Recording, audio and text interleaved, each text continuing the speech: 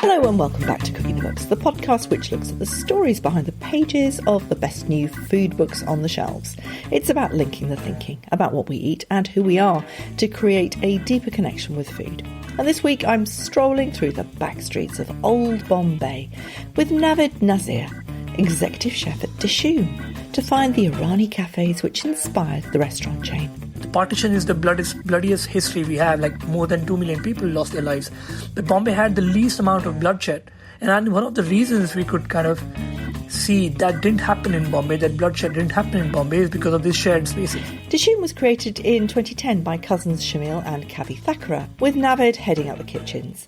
But the book is a walk through a lost world, a nostalgic trip through something that isn't even theirs anymore, since Bombay became Mumbai and Dishoom a British Indian restaurant experience. I asked Naved if that's how he sees it. I mean, your few words are already making me my eyes a bit watery. I mean, we missed a boot camp this last year, but had it not been for the pandemic, we would have been in Bombay right now. And that makes me really sad. And you are so right, this is not our world anymore. I think in the book, we penned it down to make sure it becomes everyone's dream journey. It's almost sacred for us. Like going on a boot camp is like going to, I'm a Muslim by the way. For me, it has become almost like a trip to Mecca.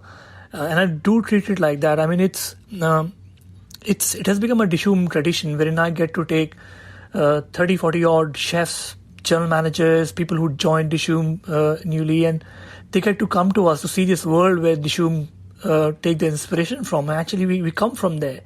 And yeah, I mean, it's very nostalgic. It's weird because now I go every year.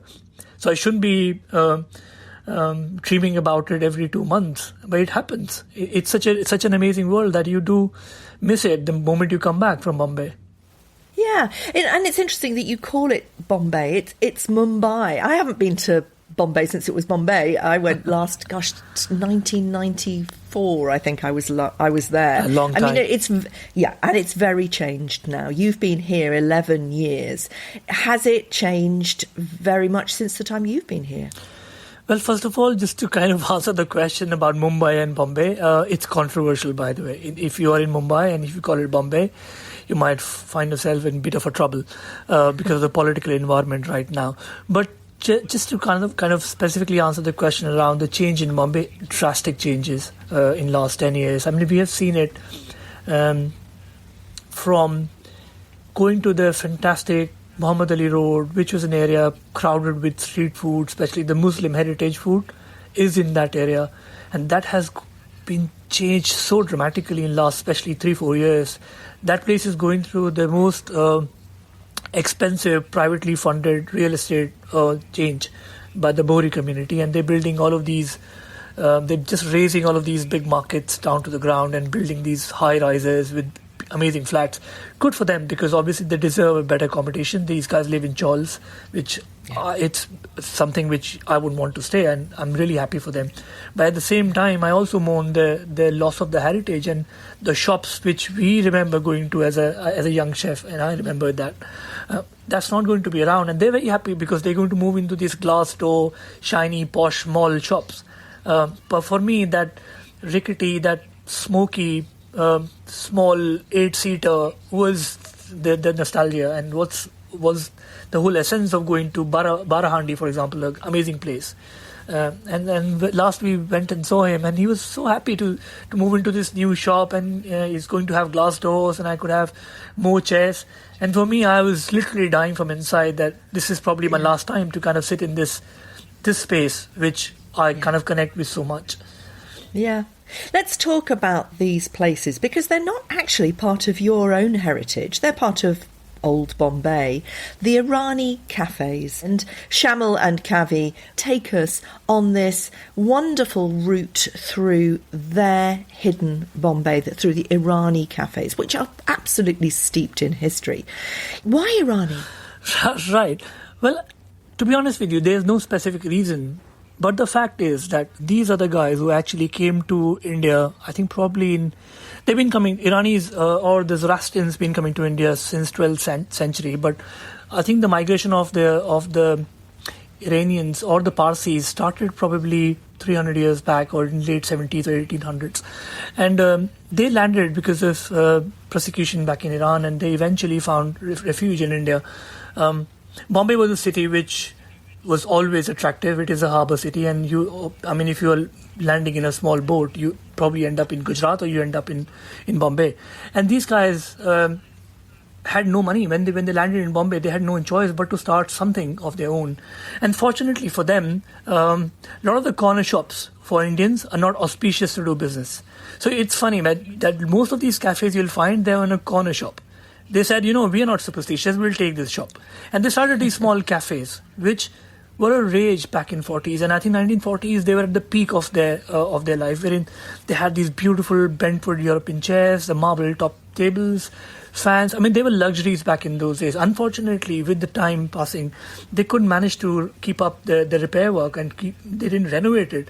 Luckily for us, unlucky for them, because for me, that's where I would like to go. And that broken Brentwood chair is what I connect with. And they become such an integral part of Bombay life that anyone who could afford a big breakfast could go to Irani Cafes, because he could afford a chai and a bun maska or a nakuri for 10 rupees. They didn't change their pricing, actually, quite funnily, almost until 1990s. That's when we started to feel a bit pinch and started raising prices. Even today, if you go to Kiani, for example, you can have a breakfast for 60-100 rupees, which is a pound. So, and it's not just money, is it? In Indian system is so caste ridden, it's so segregated that you wouldn't possibly have, a lawyer sitting next to a prostitute or a bricklayer next to a doctor. But in the Irani cafes, it absolutely was that, because they're not so segregated in their culture. That appeals to you, doesn't it? As a Muslim, presumably, and having grown up in India, you would have that caste system steeped into your soul. How did that feel as a legacy to bring to London? It's so unfortunate that even in 21st century, we have these traditions in India, wherein even in some remote parts still exist. Bombay actually was probably the first city which broke down these traditions. It actually runs really deep. And the Irani cafes were not blind to it. Actually, they did make sure that they could welcome everyone, and they went at length to make sure they could accommodate it. For example, it's a really funny thing, but they used to have this red dots and a green dot just at the bottom of your chai cup. And they used to call it, can I have 2 red chais, can I have 2 green chais? Green signifies chai for a Muslim, and the red signifies a chai for a Hindu. And that was a signal to the guests that, we are keeping your crockery segregated, so that you don't have to worry. Come here, we'll make sure that we respect your traditions. But they still welcomed everyone. And I think one of the cafes, Olympia, which is one of my favorite, very famous for keema pao, they have round tables, and very commonly you'll find the 4 chairs occupied by 4 different people who don't know each other, probably from different religion. And I think that's so amazing to see that Bombay made sure and provided the opportunity for these people to mingle around. Shamil tells the story that the partition is the bloodiest history we have, like more than 2 million people lost their lives. But Bombay had the least amount of bloodshed. And one of the reasons we could kind of see that didn't happen in Bombay, that bloodshed didn't happen in Bombay, is because of these shared spaces. And Irani Cafe is actually one of the most common ones I could think of, where people could mingle around irrespective of which caste or religion they belong to. Yeah, absolutely. It's interesting that you guys have brought this vision of somebody else's history to London, particularly now when we're talking in Britain about cultural appropriation. Whose food is this? Can it be because it's from your Bombay? Are you able to own it in that way, or have you been criticised? Well, it's a really heavy topic, to be honest with you, to discuss in this episode. But what I would tell you is, we're not Parsis. None of us are Parsis. But that's the food I grew up eating, by the way. So I spent 10 years in Bombay, and all I remember as a young chef is going to Kiani for breakfast, going to Britannia for the berry pulao, going to Noor Mohammadi for the salli boti, or Britannia for salli boti. So I consider that food to be mine. And actually, I learned that craft in Bombay, and I've learned some of these dishes from the masters who created those dishes. So very confidently, what I can tell you is, this is one aim I have as an executive chef, is to push the food closer and closer to what you get in Bombay. And that's the aim I have every time I go to Bombay, is to bring a little bit more Bombay to the Dishoom menu. Whether it's tweaking the recipe or bringing a new dish to the menu. And that's how we try and deal with it. I don't get this whole big thing of cultural appropriation. I think I don't get it, to be honest with you, because maybe I'm naive and I don't understand the nuances of this discussion. But for me, it's very simple. That's the food I've learned. That's the food I grew up eating. I just want to make sure I could provide people that food here. Yeah, I mean, the whole book is a love letter to the Irani Cafes of your childhood. No, I mean, I've had Theo Randall on a couple of weeks back talking about the Italian food that he cooks at the Intercontinental. There's plenty of people who cook other people's food, but he talks about how it's the Italy of his childhood holidays. He conjures up those memories and puts them on the plate at one of the best restaurants in London. It's a very interesting argument. Tell me about the chefs that you are able to have in the Dishooms, which are spreading. I mean, how many cities now have you got Dishoom in, including the takeaways? Quite a few, actually. We have presence in Birmingham, Manchester, Edinburgh. We recently went into Cambridge and Brighton with our delivery kitchens. London, obviously, we have 5 restaurants. We opened Covent Garden, which is the very first Dishoom. We doubled it up last year, which is very unfortunate here. Hopefully, we're going to see the doors open to that beautiful cafe, which is obviously very close to my heart, because that's where I started my journey. So, yeah, I mean, we have a big presence now. I mean, we're not big. I mean, we're still a very close-knitted team. As far as the chefs are concerned, look, I mean, we have a big team now. I have close to 300 chefs who work in Dishoom. They come from all different cultures and backgrounds. I have obviously a lot of chefs from India, because obviously that's the cuisine we are representing, and I need skills to make sure we could replicate that food and create the magic. We obviously have a lot of chefs from Bangladesh, Nepal, Pakistan. We have people from the continent, from Europe. Actually, a lot of the chefs have started to now take interest in cooking Indian food, and I'm really proud to tell you that one of my best Romali chefs, he's a Romanian. And he was so keen to learn how to make Romali that I was totally blown away by his interest. And 3 years ago, he started as just as very simple tandoor guy who was learning how to cook breads. And now, 3 years down the line, he's gone through something called the Kitchen Academy. We have a structured program which you can come to and you become a trained Indian chef. And now he makes the best Romali in Dishoom. I mean, he gives sometime competition to some of my well-trained Indian chefs who learned that craft in 30, 40 years. And he's learned that in 3 years. So it's a really fantastic mix of culture and nationalities we have in the Dishoom kitchen team now. I'm really, really proud of it. Yeah, absolutely. Let's talk about some of your food moments. Take us through the akuri. You mentioned it before. It's an Irani cafe staple. It's the morning. Tell us about it and why you chose that as your first food moment. Well, akuri is something which is staple, especially for Parsis. Parsis love eating eggs. And I think one of the dishes which you'll find in any Irani cafe is the akuri. It's basically the scrambled egg with onions, chilies, tomatoes, and fresh coriander. And that's my breakfast. That used to be my breakfast when I was in Bombay. I used to go to Kiani pretty much every weekend when I used to get off. There used to be a book market. I used to probably buy an old book and go and sit in Kiani and have my breakfast and read that. So that's my memory. And when we were thinking and dreaming of the breakfast menu in Dishoom, it came naturally to us to actually do an akuri. It just couldn't be any other dish. Yeah. And I suppose it's a different crowd. I mean, I've only been to the Carnaby Street one at night when it's bustling. Well, in the old days before lockdown, I can't even imagine it now. But, absolutely, people packed in there, and it's a real sense of celebration. It's a place you go to after a working day for something. It's a mid-market restaurant. It's affordable, but the food is, just full of flavour, and people just pile on in there. What's it like at breakfast time? Interesting question. The very first year, honestly, it used to be Shamil in the restaurant, having his sole bacon naan roll, and myself in the kitchen. That used to be our breakfast, because no one actually probably understood the Dishoom breakfast or the proposition we were trying to present. For Indian breakfast, what comes to your mind is basically dosas, parathas. And we were not doing any of that. So people just didn't get it. Indians didn't come because they did not have the parathas and idlis. Yeah. And any Brits didn't come because they didn't think that they want to eat parathas and dosas, because they thought we have that on the menu. So no one came eventually. 10 years down the line, if you're asking me how the breakfast pre-pandemic was, pretty busy actually. So we used to have a packed weekend in pretty much all our cafes. And that is the magic, because breakfast is a meal which could be a little bit more leisurely, especially on a weekend. You would want to have a slightly more relaxed breakfast. And unfortunately, in the evenings, Dishoom gets really busy and you don't have that relaxed meal. Although we try really hard to make sure you do. But breakfast is time when you can come in, you can sit in for a little longer. And it's beautiful. Like going to King's Cross in a sunny morning is magical, because you have these beautiful skylights which the sun literally just slants at a very amazing angle, and you have a really magical cafe, and you have your curry sitting in it, having your chai, and that's bliss for me. Yeah.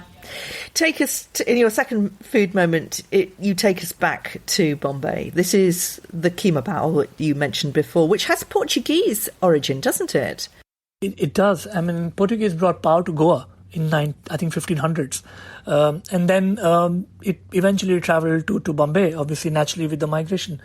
We Indians don't eat leavened bread, by the way. We eat unleavened bread. I think roti is unleavened. And pao was such a thing wherein it just it's just become a thing now today. If you go and tell any Mumbaikar that pao is not a Hindi word or a Marathi word, you might pick up a fight with him, because pao is such a thing in Bombay now, that everything is with pao. Keema pao, vada pao, pao bhaji, and so on and so forth. So, I mean, yeah, that's very true. Keema pao has a very interesting story as well. So keema pao is basically lamb mince, which is cooked with chili, coriander, herb, mint, spring onions, ginger and garlic. And you eat it with a pao, which is a leavened bread, almost like a dinner roll. It soaks up all the moisture and all the oil, and just so tasty. Again, there are a lot of people and cafes in Bombay who claim that keema pao is the best. And I can name few. For example, the Olympia keema pao I mentioned earlier is one of the best, and it's rated as one of the best. People go there. It finishes by 11 a.m. You won't find it if you go after that. And they do a really good job with it. But my favorite is another place, which probably a little bit more hidden and not many people actually know about it. It's called Radio Cafe. It's in Crawford Market, and I'm sure you're going to pass by it and you won't notice it, because it's just hidden behind some of these street stalls selling cotton bundles. It's a huge cavernous space. The moment you enter it, you're in a different world altogether. It's like Alice in Wonderland. And you have literally the wall paint peeling off from it. It's smoky, and their keema pao is literally out of the world. The only problem is you have to eat it instantly, because they eat it with pao, but they add the lamb fat to it, the suet to it, which if it is any less than 16, 17 degrees, which it does get sometime in Bombay, it starts to congeal and starts to get clogged up, and that's not the best side. But trust me, it is one of the best keema pao you can find. It's herby, it's fresh, it's minty, it's zingy, and with a dash of lime, it's amazing. The keema pao and your third food moment, the chicken berry Britannia, are both on the Deliveroo menu now. I mean, Deliveroo, the biggest restaurant chain in the world without one single restaurant. How has that changed the Dishoom experience during lockdown? I mean, I'm very glad that it's in Brighton, I have to say. Right.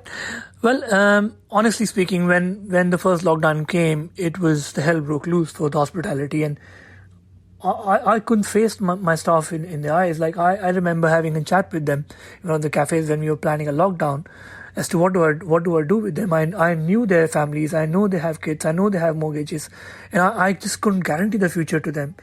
And delivery came as a rescue. I mean, that came to our rescue, and literally saved hundreds of jobs for us. And not even saving jobs. Actually, since lockdown, we've added 60 more jobs to the Dishoom portfolio.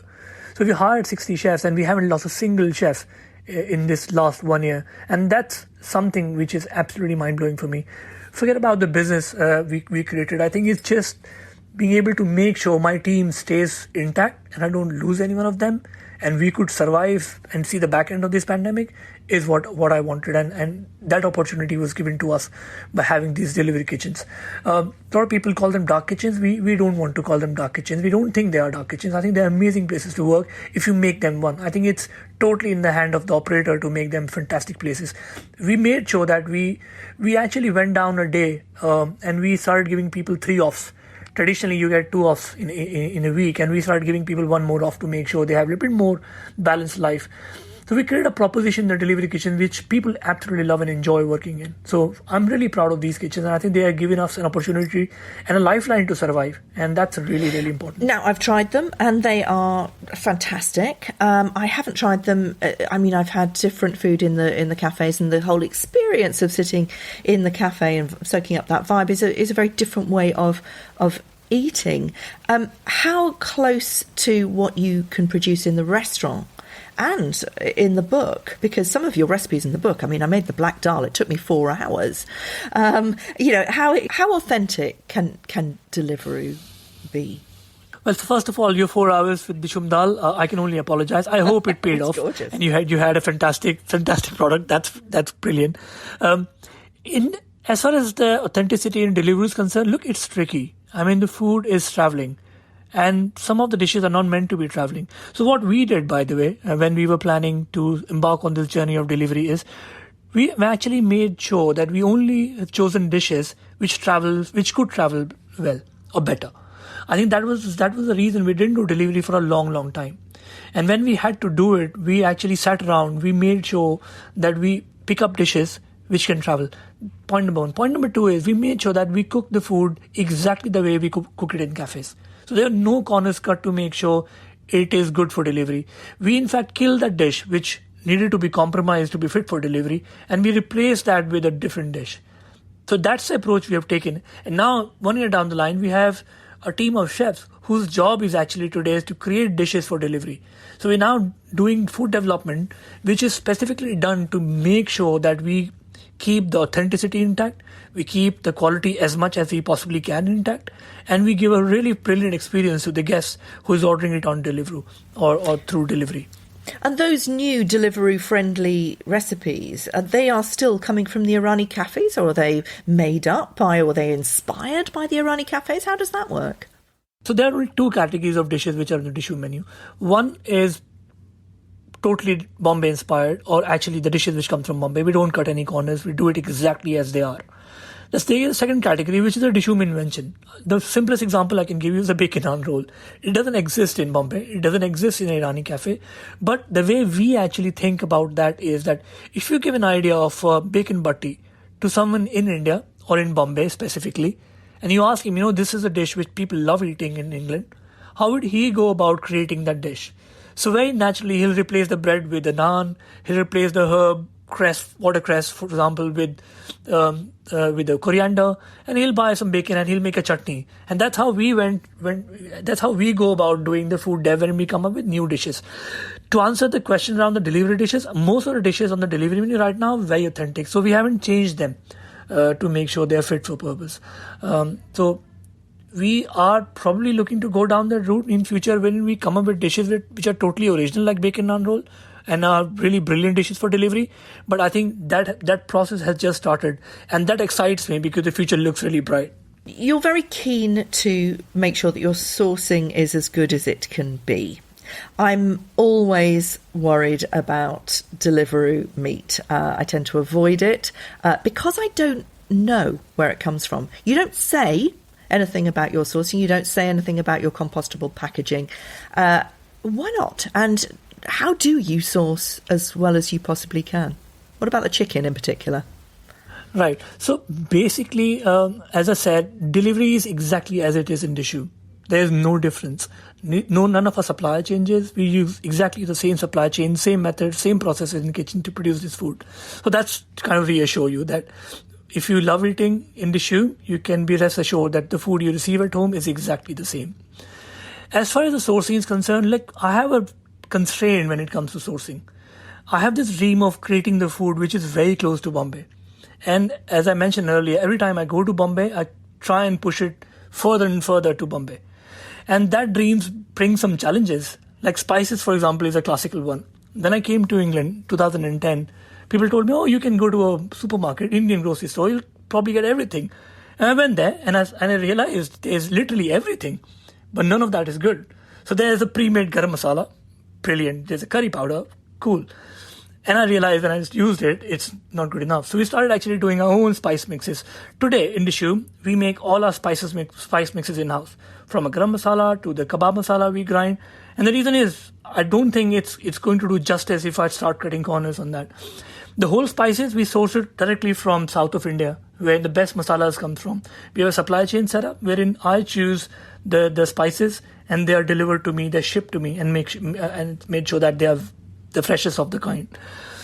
Meat obviously is all UK, so we don't use meat which is non-UK. Lamb obviously is brilliant in UK. I'm really big fan of UK lamb.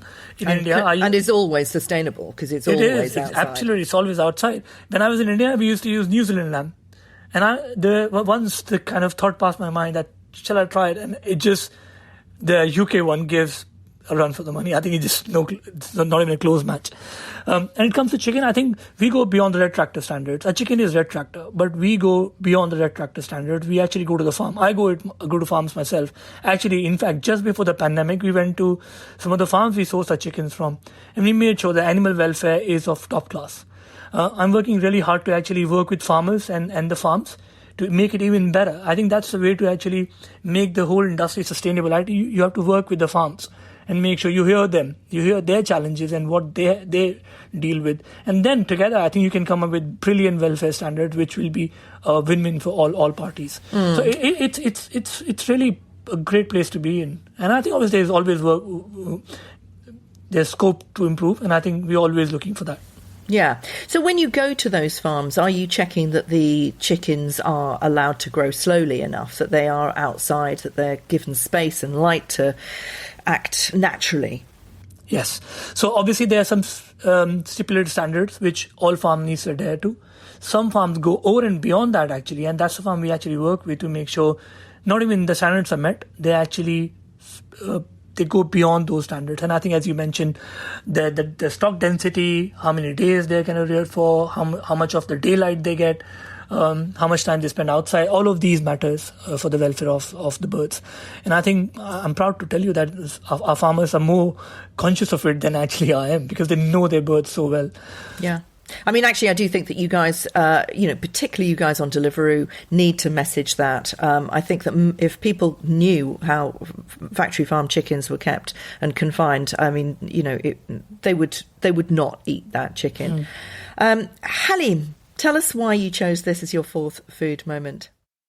Halim, right. I mean, this is one dish which takes me straight back to my childhood. I'm a Shia Muslim, and Muharram is one event in a year which the Shia Muslims commemorate as the martyrdom of the grandson of Prophet Muhammad.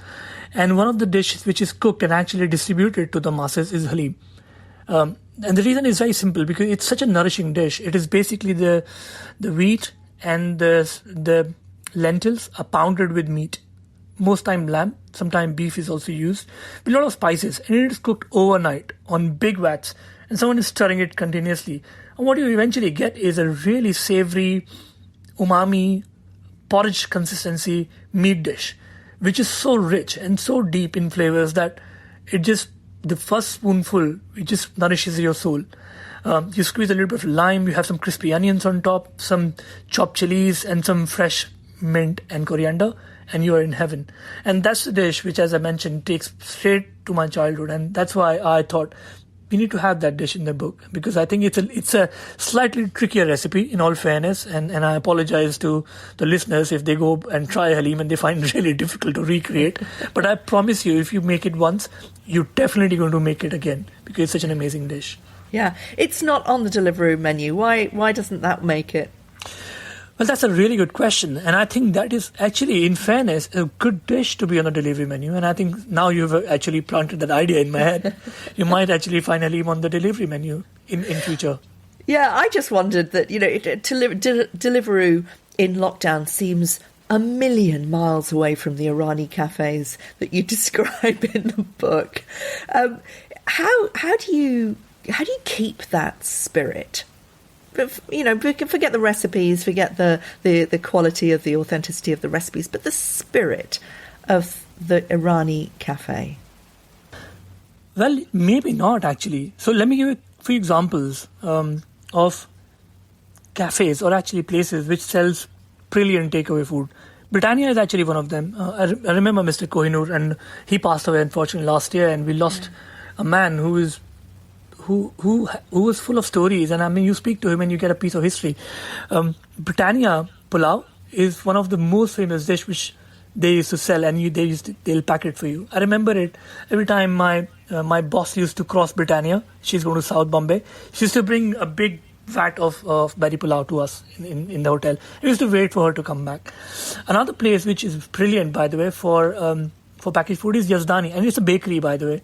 And even Mr. Ambani, who is the richest man in India and probably one of the richest men in the world, he buys his bread from Yazdani, and it sells out pretty much like hotcakes. I mean, it's a brilliant place. So they're not alien to packaged food. In fact, Kiani, by the way, has these beautiful boxes which we have taken inspiration from in our packaging, and they sell these mawa cakes, biscuits, and they go all over the world, by the way. Yes, you can't recreate that magic of sitting in Irani cafes with this fan swirling very slowly in a sweaty summer afternoon, but I guess you can at least give the part of the experience, which is the food, home. We actually send the incense stick to people at home so that they can light it and probably get a little bit of more Dishoom. And sometime you can buy a Dishoom CD and a vinyl, and you can play the Dishoom music as well. One guest, by the way, went at length, and he actually took the entire Dishoom delivery and went outside the Dishoom Edinburgh and ate it there in lockdown. So I really salute to him for his spirit. So yeah, I agree with you. It's hard to replicate that Irani Cafe spirit, but I guess that's the challenge you have in delivery.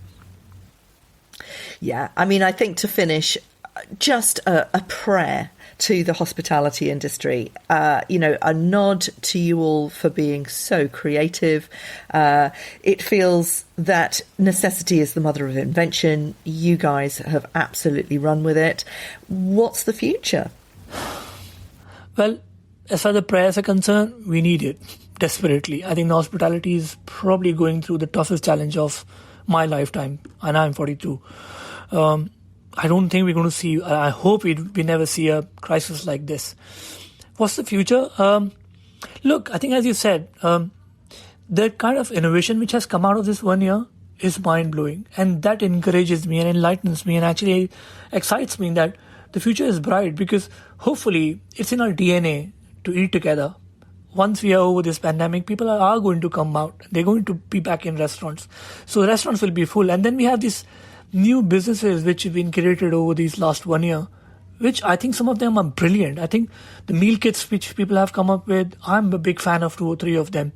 And I think they might stay for forever now. And I think who don't want a really brilliant meal kit on a Sunday morning or a naan roll to cook at home? I think being able to cook naan at home is amazing, by the way. I hope you've tried the naan roll kit, and you probably know what I'm talking about. But if you haven't, I would really recommend that you buy a naan kit and try at home, because naan is something which people always kind of avoid because they think you need a tandoor for it.